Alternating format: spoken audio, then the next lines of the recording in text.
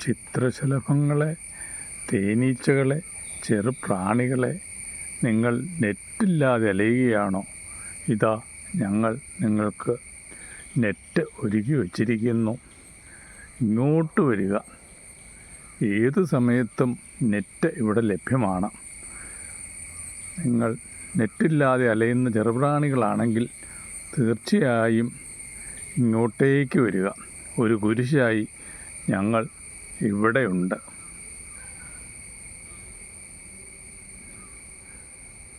ഈ അരിയിലേക്ക് വരിക. കുരിശായി ഞങ്ങൾ ഇവിടെയുണ്ട്.